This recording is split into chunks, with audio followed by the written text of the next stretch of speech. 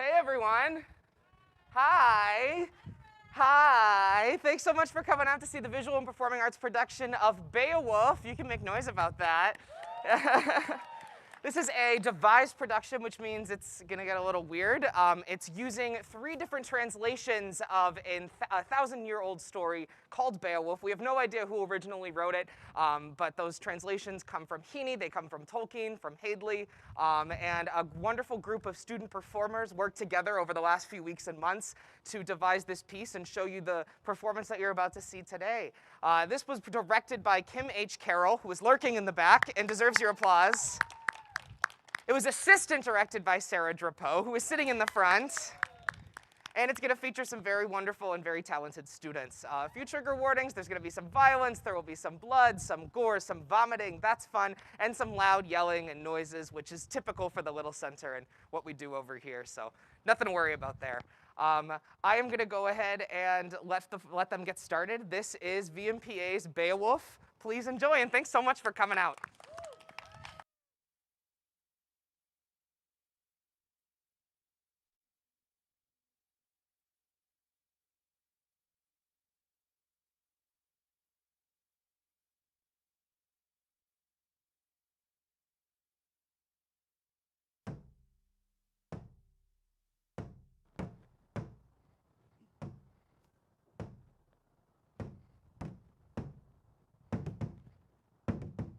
What? We garden an gerdagum, ver Königer, thrum gefrunan, with the Adelingos, Ellen Fremedon. What? What? No, I said what? I can't understand what you're saying, dude. What? Short A garden sound, as an. in I don't get it. We Lo, the glory of the kings of the people of the Spear Danes and days of old we have heard tell how those princes did deeds of valor. Ooh, aren't we all just Oxbridge posh now? Who talks like that? I'll have you know, rude person, I am a scholar. Oh, that's right. That's who talks like that. All the damn time. So, the Spiridanes in days gone by, and the kings who ruled them had courage and greatness. We have heard of those princes' heroic campaigns. That's nice, but I'm not really feeling it. You? Nope, not feeling it. No, sorry, you'll have to leave. Get out. Lo! So, Lo! We garden an No, guys. ver Königer, thrum gefrunan, with the Adelingos. Oh! Tell me we still know how to speak of kings. In the old days, everyone knew what men were: brave, bold, glory-bound. we have heard of those princes' heroic campaigns. There was Shield Chieftain, scourge of many tribes, the record of Mead beaches, rampaging among foes. Later, God sent Shield, a son, a wolf cub. Further proof of manhood, so that life lord, that almighty big boss, birthed them an Earthshaker. Later, at his allotted hour, Shield the valiant passed. It fell to Bayo to keep the forts, daddying on for decades after his own daddy died. At last, though, it was his turn for erasure, and then his heir, the Halfdane, held sway for as long as he lived, their leader and warlord. To him were children 4 born into the world, in this order: Hrothgar, Hrothgar, the good Helga, and a daughter. I've heard her name's a blur. You're sexist, and so is the script. The fortunes of war favored Hrothgar.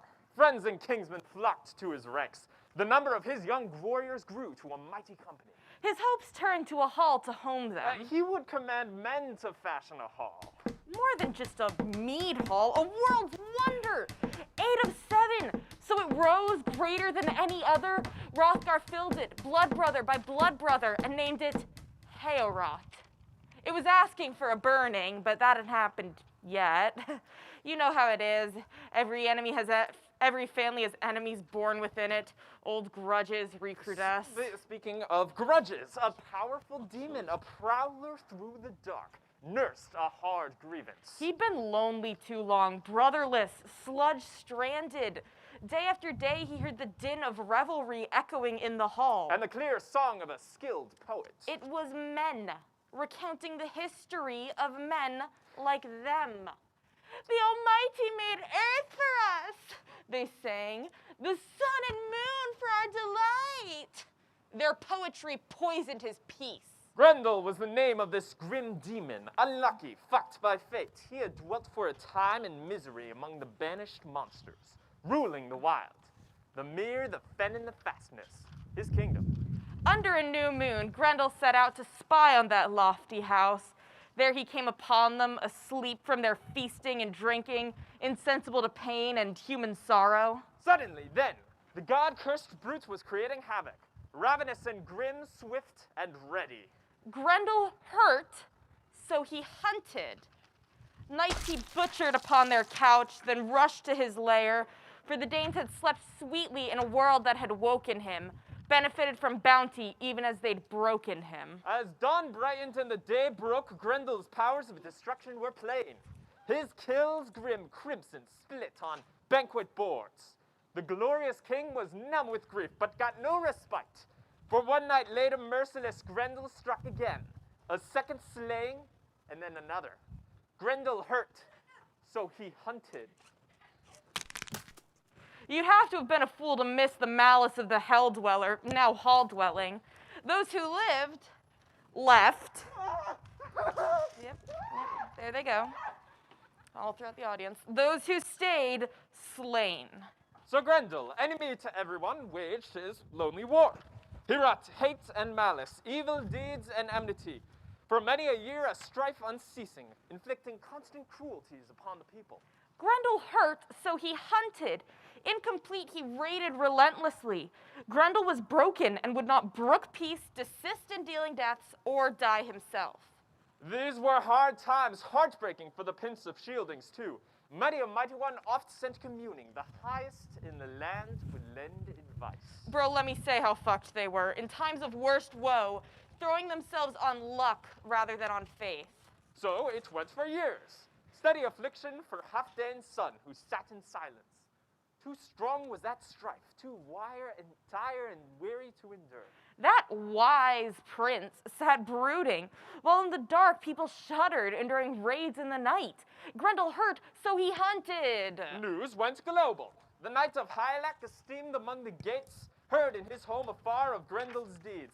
Bro, here was a warrior like no other. I'm sure. In his day, he was the mightiest man on earth. High-born and powerful, he ordered a boat to be readied. Since he would try his teeth on this tale. He would sink that warrior king, that prince renowned, since he had need of men. Nobody tried to keep him from going, though he was dear to them. His elders understood his quest. They encouraged his valiant heart and ushered him onward. He moved about like the leader he was, enlisting men, the best he could find. Soon it was time to depart. As sand split and surf sang, they pushed off and sent themselves to sea made men, sailing with foam and broken boats like the bird. In due hour upon the second day, her curving beak had covered distance, until those seafarers sighted land, sunset cliffs, sheer crags, and looming headlands, the end of the voyage.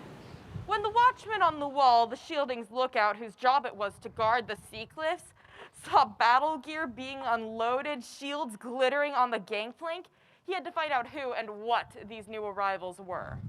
What kind of men are you who arrive decked out for combat, ready for war, sailing here over the sea lanes? I've been stationed as lookout on this coast. I watch the waves for raiders, any danger to the Danish shore. Never before has a force under arms disembarked so openly, not asking if the sentries allowed them safe passage. Now, before you fare inland as intruders, tell me who you are and where you hail from. Their leader unlocked his war horde. We are of the Gate people and honor Lord Hylak. My father was a great man and noble warrior lord named Ecthia. We have arrived in good faith to find your lord and nation's shield, the son of Halfdan. We come here on a great errand. Now, tell me if what we have heard is true about this danger abroad in the dark night, this corpse maker mongering death. I can show wise Hrothgar a way to defeat his enemy. I can calm the turmoil in his mind. The watchman was unmoved. I know the difference between words and deeds, but this much I believe, that you are a troop loyal to our king. So come ahead with your arms and your gear. I'll order my own comrades to watch your boat down there on the shore and keep her safe. May one so valiant come unharmed through the battle you seek. They continued toward Hrothgar's hall. The road was stone-cobbled, a path that kept them in marching order. In their dread gear, their war garb gleaming, they went striding straight unto the hall, dressed for demons. And they were sagging, sea-stung. A knight in proud array, a man of Hrothgar's company, inquired. What kingdom sent you? Boys, you've too much style to be exiles, so I expect you must be heroes sent to Hrothgar. The man whose name was known for courage. The man, we know him. His name means nerve. Strong and bold, hardcore, and his helmet answered in return. We're Hyalak's reserve, trained and ready. Beowulf is my name, and if the Halfdane's son, your leader and lord, will allow me to come to him, I'll explain my errand in just a few words.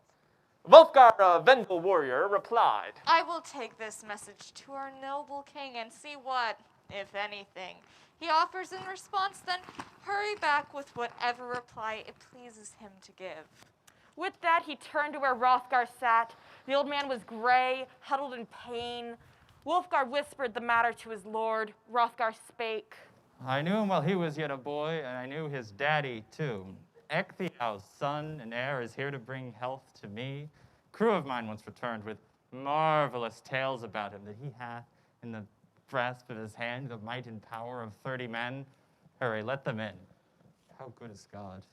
Wulfgar returned to Beowulf and passed on Hrothgar's welcome. Beowulf arose, and with some of his men hastened through Hrothgar's radiance. He spoke. Hail to thee, Hrothgar! I am a kinsman of Hygelac. When I was younger, no boast, I had great triumphs. Everyone knew of my awesome strength. They had themselves observed it. News of Grendel, hard to ignore, reached me at home. But anyone who fucks with the gates, bro, they gotta fuck with me. I deal them death. Woe they had asked for. Now I mean to be a match for Grendel. Just us two, hand to hand. Sweet. I have but one request. It's that you won't refuse me the privilege of purifying Heorot. When we see who wins, we'll know who's got God's favor. If the battle does take me, don't cry for this broken boy. Just send my male shirt off to Hygelac. Horrors happen, I'm grown, I know it. Fate goeth wherever as she must. Bro, fate can fuck you up. Hrothgar had some things to say. Beowulf, my friend, you have traveled here to favor us with help and to fight for us. Your father, I knew him from a feud which he began. He was exiled by his people, and he came away over the rolling waves to the South Danes here. I had just become king. Herogar, my older brother and the better man, had died. Finally, I healed your father's feud by paying, and he acknowledged me with oaths of allegiance. Oh, hurts my head that the world should know of my griefs, their laughter in far-off places at me and at my men. Diminished is the company of my hall, the ranks of my warriors. Know before you dine, Beowulf, your predecessors are deceased. Sit now, and when the time comes, turn thy thought to victory. Beowulf and his men dined in splendor with Hrothgar and his men. There was mirth. Right in the middle of my line? Yes, it's in this. And at their shoulders stood a server who bore in hand the jeweled ale goblet, pouring bright helpings of mead. A bard sang, come on. Second time in one paragraph. A bard sang, gladdening that great rally of Gates and Danes. Unferth, who crouched at the king's feet, was pissed. The quest of Beowulf come thus boldly over the sea gave him great displeasure. He had historically been glorious, and the idea that another may be greater than him made him bristle. He spoke. Bro, do you happen to be the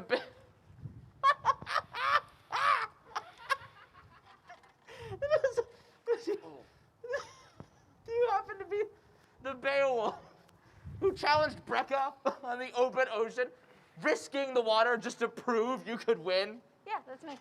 The oceans swayed, the water went wild in the waves, but you defied for 7 nights. For no reason but to prove your pretty prowess. No, to prove your prove your petty prowess. Oh, We got there. We got there took you long eventually. enough. And he outswam you. He had greater strength. His boyish boast was proven. He'd bested Beowulf. But I expect for thee a yet worse encounter. No one has ever outlasted an entire night against Grendel. Oh no. What even? You done? Unferth, my friend, buddy, sit down, you're drunk. You've had your say about Brecca and me, but it was mostly the beer that was doing the talking, right? Because the truth is, I was the strongest swimmer in all those ways. I have been better on the water, deeper in the drink, and stronger in the swim than any other man. I have racked my brain, bro, but Unferth, I cannot recall a single fight you entered that bears comparison. You haven't actually achieved so daring a deed with blood-stained blades. You know, I'm not even gonna mention your sins, your kin-killing, your brother-beating. I am not the man to damn you there. No shit, though, Unferth. If you were truly as keen or courageous as you claim to be, never would Grendel have achieved so many a deed of horror. Because he knows he need not fear your blade. Your sword is soft, son. Oh, that's a big Yep, joke. yep. But he will find me different. He will fear me. I will oppose him with the might and valor of the gates. And after the night's been mine, if you brave boys feel like drinking, I'll serve you ale for breakfast. Fuck yeah. It's over, bud. Go sit down. This speech was more than enough to convince the ring giver, Prince of the Glorious Danes. He counted on Beowulf, on the warrior's steadfastness. There was laughter of mighty men, and damn it. And the crowd was happy. Welthia went forth, Hrothgar's queen, observing the courtesies gleaming her golden gown. She chose her chance to charm. She greeted the men in the hall, and then the cup she offered. She bore it first to Hrothgar, her husband and homeholder. She held it to his lips, and he drank deeply. She went around, offering the goblet to all of the ranks, until Beowulf was before her. Fingers outstretched, he accepted the cup, a daunting man, dangerous in action and eager for it always. Beowulf sipped his mead and assured the queen. Woman. Want to catch these hands? Woman, my ass! I knew my plan when I set off for this coast. This did I purpose, that I would wholly accomplish the desires of your people. I'm going to do as real men do and render myself a reaper, to bleed Grendel dry. I shall fulfill that purpose and prove myself with a proud deed. I will make your sleep safe or be slain myself. Pretty good speech. Then, out of the night, Grendel emerged, a shadow walking. The hall guards, the spearmen, were slack, sleep sagging. Just one thane waited in fighting mood, feigning sleep, awake and on edge, on high alert, spoiling for action. He came now from the moor. God-cursed Grendel came greedily lapping, grudge worsening. This was not the first time he had hunted in Hereward Hall, but he had never had such bad luck. The iron braced door prepared to turn on its hinge as the wind was howling. A rage ratcheted up as Grendel ripped open the gaping entrance of the door, pacing the length of the patterned floor. He and the house espied there asleep many men, roosting like roasting chickens. Then his heart laughed, but his fate was due to change that night. Grendel's goose would be cooked. Fervid and flexing, faking sleep, Hylak's kinsman was keenly watching, scanning slit-eyed the long-haunted hall awaiting. Nor did the hunted hunter keep him waiting, but struck suddenly, snatching a sleeper, sucking him bone dry. Bit into his bone lappings, great gobbets gorging down. Here a throat, there a head, fingers, feet dead. Onwards and nearer he stepped. His talon was raised to attack Beowulf. The captain of evil discovered himself in a hand grip harder than anything he had ever encountered in any man on earth. Every bone in his body recoiled, but he could not escape. Then he who had harrowed the hearts of men with pain and affliction in former times found that his bodily powers failed him. Hylak's kinsman kept him helpless, locked in a grip. The monster's whole body was in pain. Sinews split and bone lappings burst. Beowulf was granted the glory of winning. Grendel was driven under the fen banks, fatally hurt to his desolate lair. His days were numbered. The end of his life was coming upon him. He knew it for certain. The gate captain had fulfilled his boast to the Danes. Clear proof of this could be seen in the hand of the hero displayed in the hall. The whole of Grendel's shoulder and arm, his hell-born grasp. Then morning came, and many a warrior around the hall, clan chiefs from far and near, gathered, wondering at the monster's footprints. His dying departure was regretted by no one. Beowulf's doings were praised over and over again. Nowhere was it was said, between the two seas or under the tall sky, was there anyone better to raise a shield or rule a kingdom. But there was no laying blame upon their lord. Hrothgar was a good king. When Hrothgar arrived, he spoke. I suffered a long harrowing by Grendel. Not long since it seemed I would not be granted the slightest solace or relief, but now a man, with the aid of the gods, has accomplished what none of us could. Beowulf, I adopt you in my heart as a dear son. There'll be nothing you'll want for, no worldly good that will not be yours. You have made yourself immortal by your glorious actions. Beowulf spoke at last. If you could have seen the monster himself where he lay beaten, I would have been better pleased. I couldn't stop him from slipping my hold. But he bought his freedom at a high price. He left his arm to show that he had been here. Now he won't be long for this world. He has done his worst, but the wound will end him. There was less big talk then from Unferth the boaster, less of his, come on! Disgusting. Dude, Arm. Yeah, we know, he's been disarmed, I get it. Less of his blather. Then the order was given to refurbish Heorot, men and women thronging the mead hall, making it ready. The king himself would sit down to feast. No group had ever gathered in greater joy or better order around their ring-giver. The benches filled with famous men. These powerful kinsmen were in high spirits. Inside Heorot, there was nothing but friendship. The shielding nation was not yet familiar with feud and betrayal. The queen spoke. Enjoy this drink, my generous lord. Raise up your goblet, entertain the gates. Discourse with them, relish their company. The bright court of Heorot has been cleansed. And now the word is that you want to adopt this warrior as a son. He is noble. He will not let you down.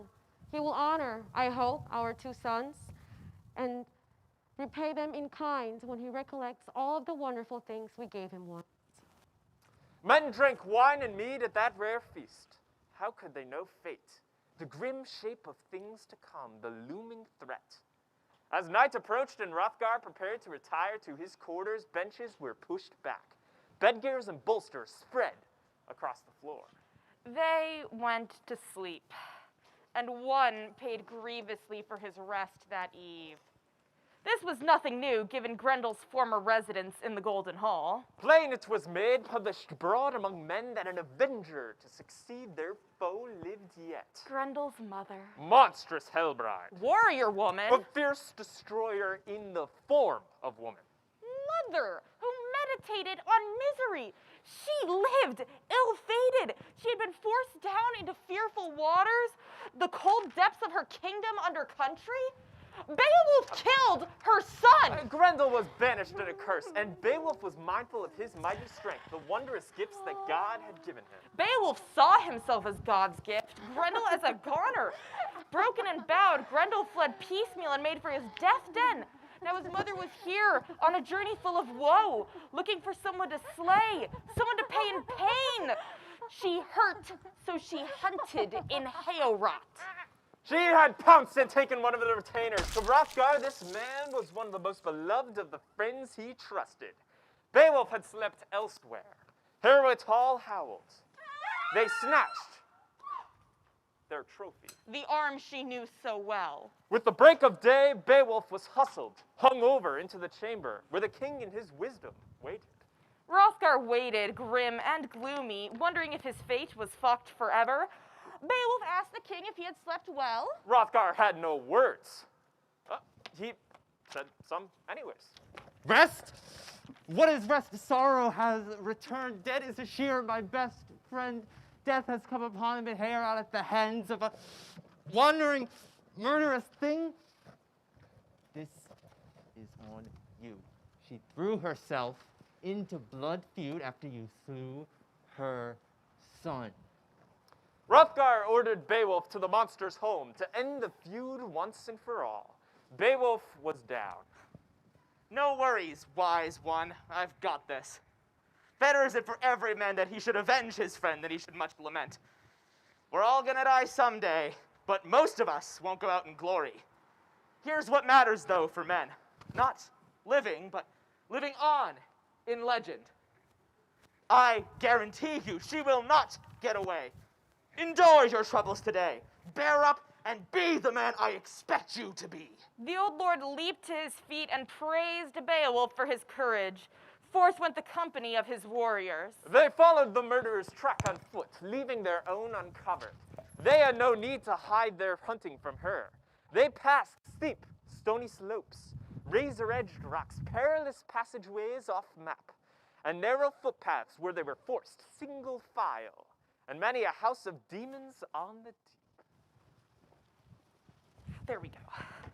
Their scouts went ahead to spy the wood and suddenly discovered a dismal land. Mountain trees growing out at an angle above gray stones, bloodstains and troubled water loomed beneath.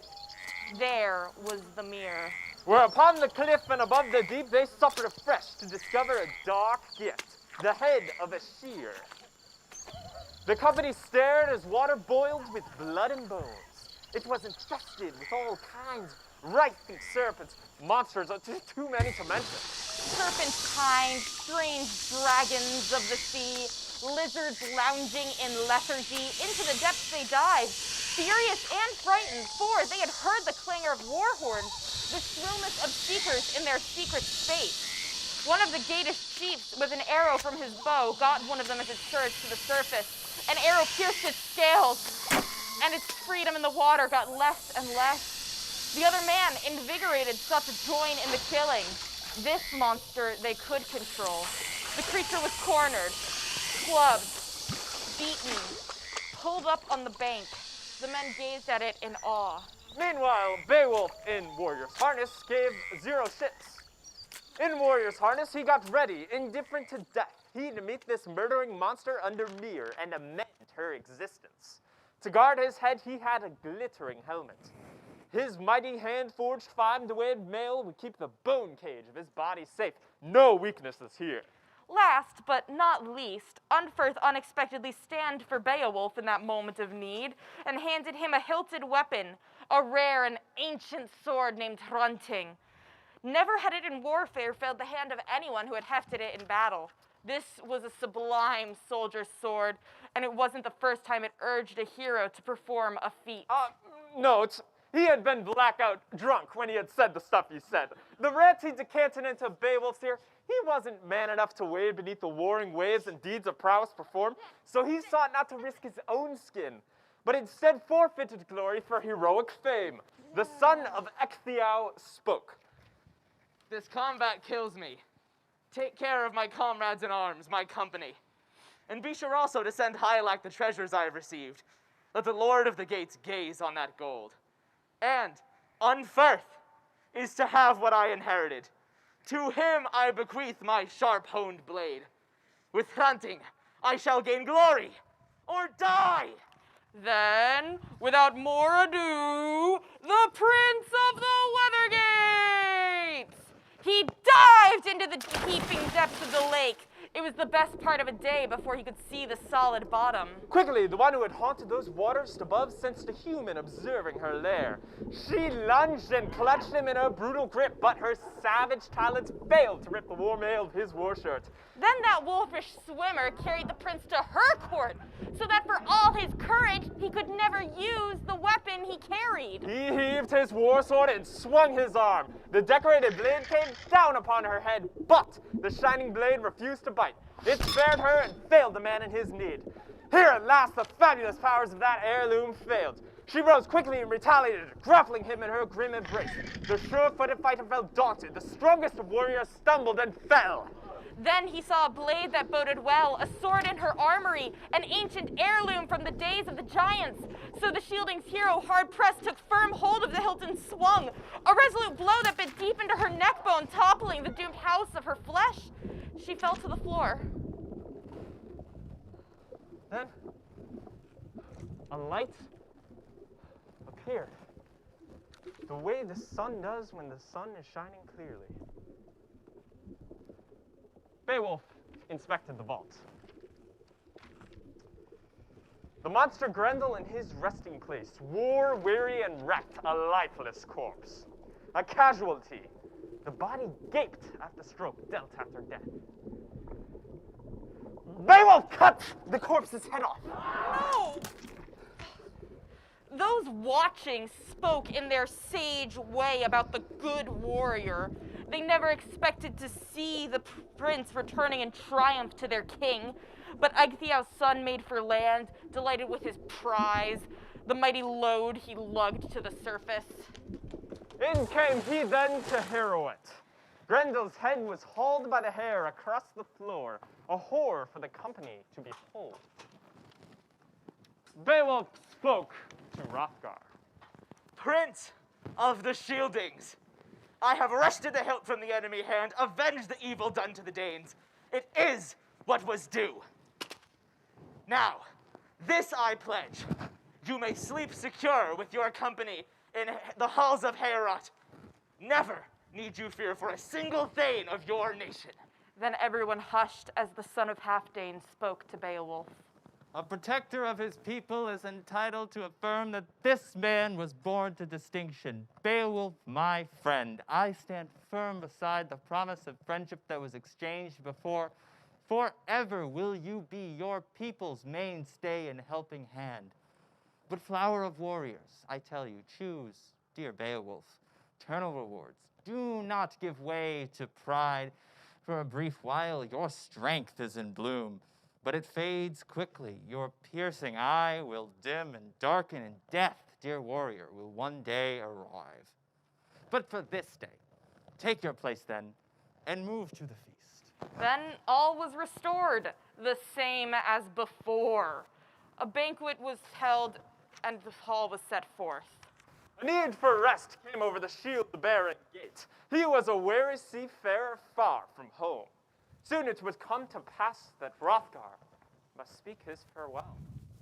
You are strong in body, mature in mind, impressive in speech. If it should come to be that deadly battle of the sword fells the prince who guards your people, I firmly believe the seafaring gates will find no man worthier of acclaim as their king and defender than you, if only you would undertake the lordship of your homeland. Heroic Beowulf and his band of men crossed the wide sea to return to the land of Hylak. Beowulf's return was reported to the king as soon as possible. His battle brother was back from the fray. His story was told in Hylak's halls, and mead was drunk to his glory. Much was to happen in the later days. In the fury of battle, Hylak fell, and shields fell useless against the fierce aggression of ruthless swordsmen, seasoned campaigners. When Hylak was cut down, the wide kingdom reverted to Beowulf. He ruled it well for 50 winters, grew old and wise as the warden of the land, until one came to dominate the dark. A dragon on the prowl form, the steep vaults of a stone-roofed barrow where he guarded a treasure hoard. There was no passage in known to men, but a thief managed to enter and interfere with the heathen trove. He removed a gem-studded goblet. It gained him nothing, though with a thief's wiles he had outwitted the sleeping dragon. This drove the dragon into a rage, as the people of that country were soon to discover. Long ago, with deliberate care, someone now forgotten had buried the riches of a high-born race in this ancient cache. Then an old harrower of the dark happened to find the horde, the slick-skinned dragon threatening the night sky. He is driven to hunt out hordes under the ground, to guard heathen vigils through age-long golds. For 3 centuries, the scourge of the people had stood guard on that treasury until the intruder unleashed its fury. The Horde Guardian scorched the ground as he scoured and hunted for the trespasser who had troubled his sleep.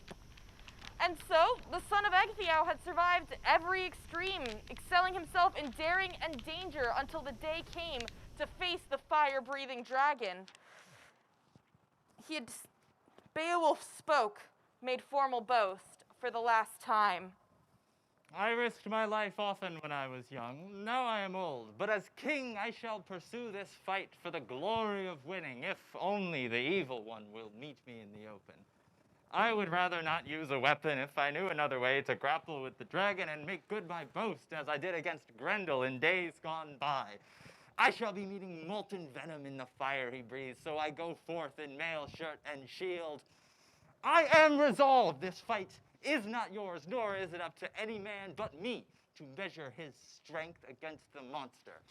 I shall win the gold by my own courage, or else doom of battle will bear your lord away.